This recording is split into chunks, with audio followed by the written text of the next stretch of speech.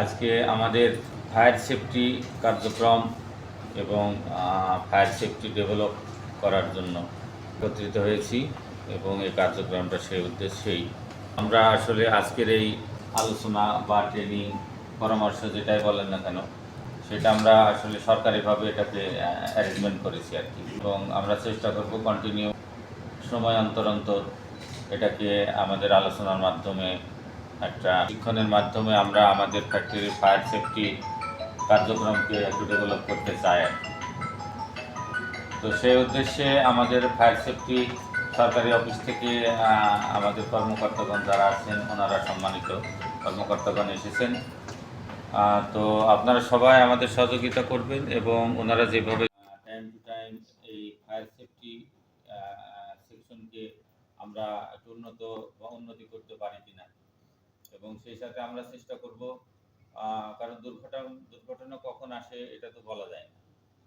তো সব মিলে আমরা যাতে অলওয়েজ রেডি থাকতে পারি এই কার্যক্রমের সাথে, বা এই কার্যক্রম করার জন্য, বা কোনো দুর্ঘটনা আগুন কোথাও ধরলে সেখানে আমাদের ফায়ার এক্সটিংগুইশার, পাশাপাশি আমাদের যে ফায়ার হাইড্রেন্ট পানির লাইনগুলো যেগুলো থাকে সেখান থেকে পাইপ কীভাবে সেটিং করা হয়, তারপরে সেখান থেকে কীভাবে পানির ফ্লো সেই ফায়ারের জায়গায় প্রবাহ করা হয়, সেটার বিষয়ে আসলে অনেক কিছু জানার আছে, হয়তো সেটা সম্পর্কে আমরা এখন অজ্ঞ আছি।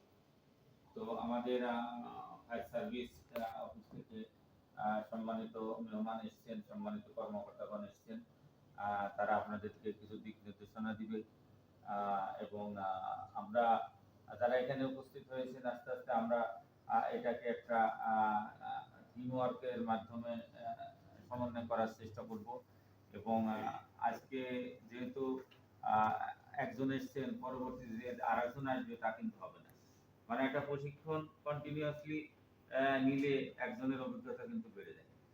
তো আজকে হয়তো উনি এসছে, কালকে ওনার পরিবর্তে আরেকজন আসবে, সেটা কিন্তু হবে না। আমরা একটা নির্দিষ্ট নাম লিস্ট করে আমরা একটা কমিটির অন্তর্ভুক্ত করে ফেলি, যাতে করে কোথাও কোনো দুর্ঘটনা হলে অন্তত আপনাদের একটা প্রশিক্ষণ থাকবে যে একটা পাইপ কিভাবে জোড়া লাগাতে হবে, পাইপ থেকে পানি কিভাবে যাবে, ফায়ার এক্সটিংগুইশার কিভাবে চালাতে হবে, বা অগ্নি নির্বাপন কিভাবে করা যায়, এই সম্পর্কে আসলে জানার দরকার। যেহেতু বৃহৎ কার্যক্রম নিয়ে আমরা সবসময় চলি, বৃহৎ ফ্যাক্টরি, অনেক কর্মযজ্ঞ এখানে চলে, দুর্ঘটনা যে আসলে কখন আসবে বা দুর্ঘটনা তো বলে আসে না। তো সব মিলে এই উদ্দেশ্যে আমরা আসলে এই প্রশিক্ষণের ব্যবস্থা করেছি। আপনারা সবাই মিলে সহযোগিতা করবেন।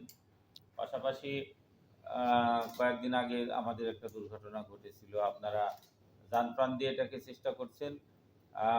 আমরা কোম্পানির পক্ষ থেকে আপনাদের অনেক ধন্যবাদ এবং কৃতজ্ঞতা জানাচ্ছি, এবং পরবর্তীতে আমরা সবাই মিলে যাতে এই সকল দুর্ঘটনাকে প্রতিহত করতে পারি আমাদের চেষ্টা দ্বারা। পাশাপাশি ফায়ার সার্ভিস আমাদের কিন্তু ফ্যাক্টরির পাশেই, আমরা 1-2 মিনিটের ভিতরেই কিন্তু ওনাদেরকে পেয়ে যাই।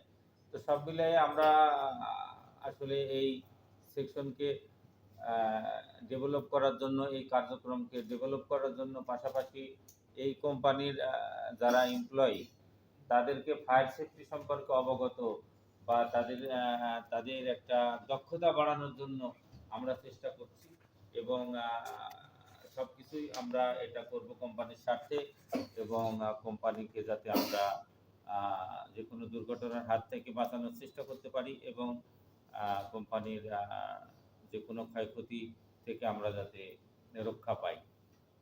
তো সবাই এই বিষয়ে ওনাদের কথা মনোযোগ সহকারে শুনবেন।